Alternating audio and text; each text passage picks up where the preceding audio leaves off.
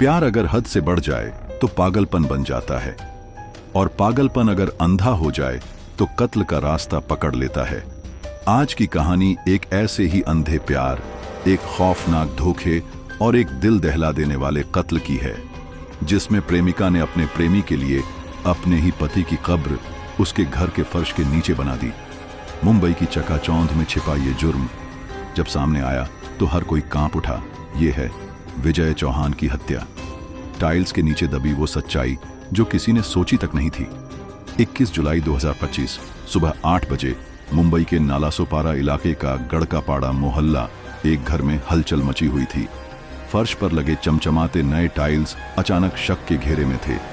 Police, media और मोहल्ले वाले सब सांस रोककर देख रहे थे। फावड़े उठाए लोगों ने टाइल्स तोड़ना शुरू किया। जैसे जैसे टाइल्स हटते गए मिट्टी की खुदाई शुरू हुई और फिर मिट्टी से उठती एक तेज सड़ांध। हर कोई सहम गया।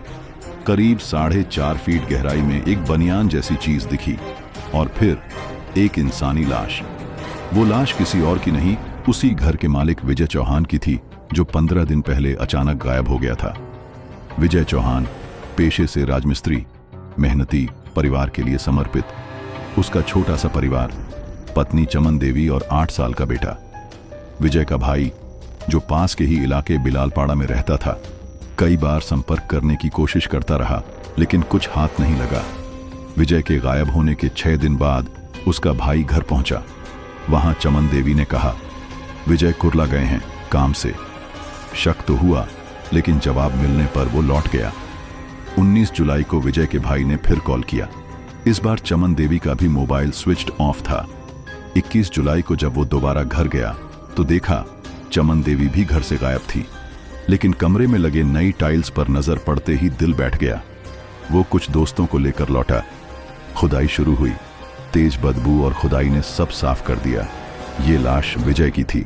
अब पुलिस का शक कोमल की तरफ गया, और यहीं से खुला प्यार, धोखा और साजिश का वो राज जिसने सबको दहला दिया।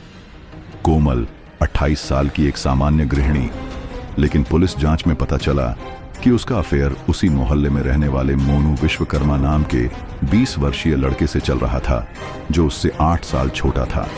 मोबाइल कॉल डिटेल, चैट्स, पड़ोसियों की बातें, सब कुछ साफ करने लगे।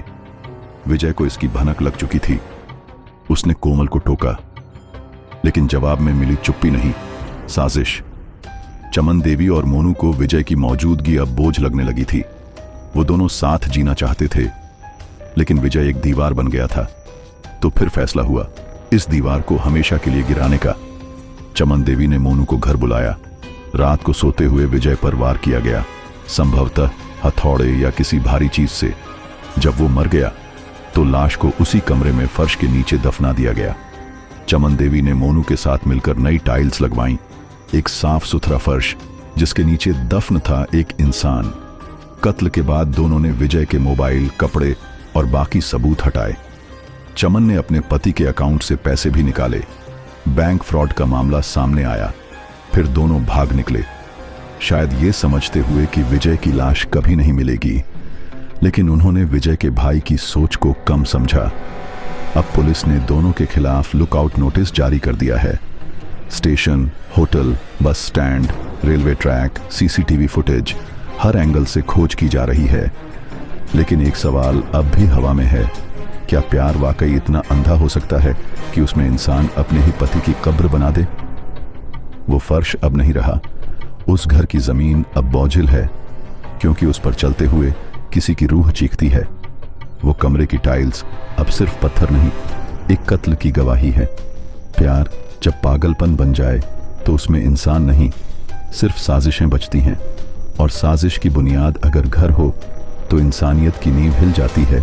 ये थी विजय चौहान की कहानी, जिसका गुनाह सिर्फ इतना था कि उसने गलत औरत से शादी की।